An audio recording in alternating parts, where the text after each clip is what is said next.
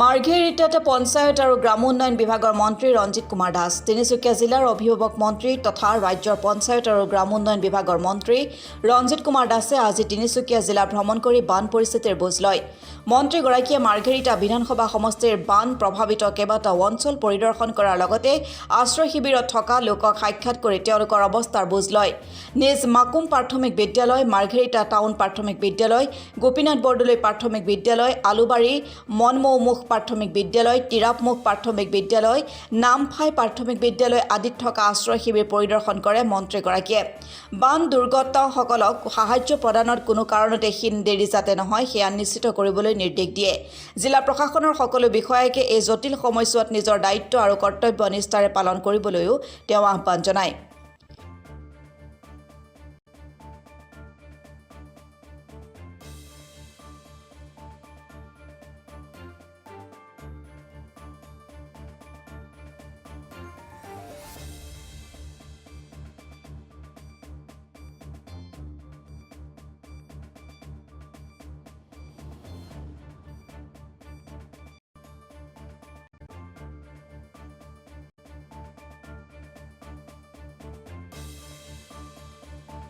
অন্তৰ্গত মাৰ্ঘেৰিটা সমষ্টিৰ মই মাৰ্ঘেৰিটা টাউনকে আদি কৰি মাকুম টিলা, পাৱৈ মাকুম 1 নম্বৰ, 2 নং পাৱৈ মাকুম, 1 নং ভিতৰ পাৱৈ, 2 নং ভিতৰ পাৱ, মোটাবিলকে আদি কৰি বিভিন্ন অঞ্চল পৰিদৰ্শন কৰোঁ।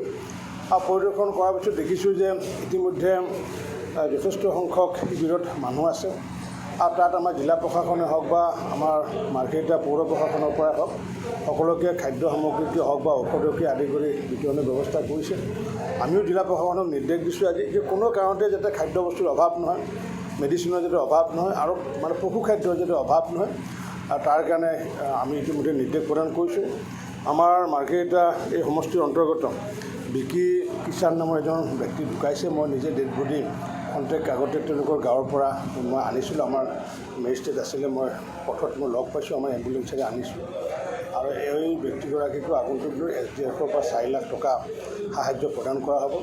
ইতিমধ্যে আমাৰ তিনিচুকীয়া জিলাত 3 গৰাকী ব্যক্তি নিহত হৈছে। তাৰ ভিতৰত মোহন যাদৱ, ফিলবাৰীৰ মোহন যাদৱ, তেখেতে চাবুৱা সমষ্টিৰ, আৰু মাৰ্ঘেৰিটা সমষ্টিৰ বিকি কিষাণ, আৰু লগতে শদিয়া সমষ্টিৰ ধৰ্মেশ্বৰ ডেম্বেশ্বৰ সোণোৱাল, তেখেতে এই 3 গৰাকী ব্যক্তি নিহত হৈছে।